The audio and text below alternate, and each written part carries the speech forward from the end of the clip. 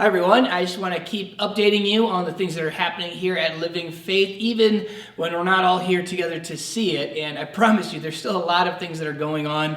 A lot of ministry still continues to happen. But I want to encourage you right off of the bat to mark on your calendars April 29th at 7 p.m. We're going to have a congregational town hall meeting via Zoom, and that link will be in this email, on my Facebook, the church Facebook. It'll be on Realm. It'll be in all of those places. So make sure that you participate in that on April 29th at 7 p.m. because it's a great way for you to interact and ask questions about the things that we're talking about. And it'll be longer than these short little videos that I put together just to update you. It'll be a little bit more in depth. So please make sure that you're able to participate and worship with us on Sunday mornings as well. The numbers and participation we've had has been fantastic. And our Bible studies too, the noon Bible study on Wednesdays, all of the ladies' men's Bible studies, and we're even going to be adding a Bible study in a little bit. And that Bible study, I'm planning on starting the first Sunday in May. I'm actually going to talk about some quarantined biblical experiences. So whether that's Noah and his family on the ark or Paul imprisoned, there's lots of different accounts of people being removed from their normal social circles and feeling imprisoned. So we're going to be talking about those things. That Bible study is going to be from 8:15 until 9:15 live Sunday mornings before worship. So again, you can get your Bible study, your worship in, just like you normally would do here at Living Faith.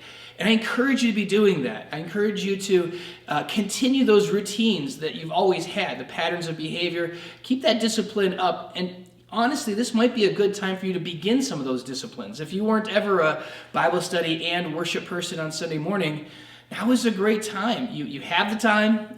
You're at home anyways on a Sunday morning. It's real easy to do. And I also just encourage you to know that the ministry is still happening here at Living Faith. Our teachers are still reaching out and connecting with their kids, the parents. There's chapel that happens every single week. It's just been really cool that Little Friends and Living Faith continue to do the work of the kingdom. Now, there's going to be some things that have to change. The way we come back and how we record our worship services and stream them as we get back together. But we're going to talk more in depth on those things on that Wednesday evening, April 29th at 7 p.m. And again, if you can't make that, we'll record it. We'll post it out in those places as well. But I do want to encourage you.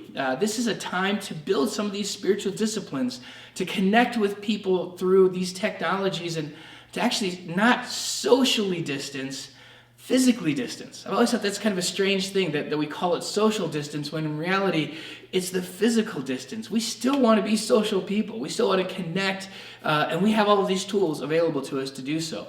So stay spiritually and socially connected to Living Faith by watching our worship services online, by communicating with us, by participating in Bible studies and reading the Bible, all of that stuff. Keep doing that, because that's what's going to give us the hope that whether we return to normal soon or whether we return to normal ever, we still have this same God who's given to us the same task of not only loving our God first and foremost, but loving our neighbor, and to know him, to seek him, to understand him better in the things that we do.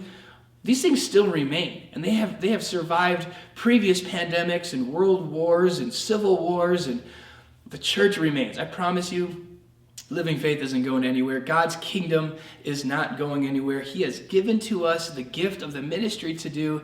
It still goes on, and I'm actually pretty excited about the number of people who I've been communicating with and reaching out to and connecting with. This is actually, I think, one of the most exciting times in ministry, that we're forced to do all of these things. So instead of looking at it in terms of I'm forced to stay home, or I'm forced to this, or I'm forced to that, let's look for the opportunities in the middle of that to say, now is the time to take the opportunity to invest in my family, to invest in friendships and relationships, to reach out to other people, to worship God, and to love and serve our neighbor. So, till next time, keep up the faith, keep up doing the work of the kingdom, keep participating and connecting with us at Living Faith, and I cannot wait to see you all face to face again as soon as possible.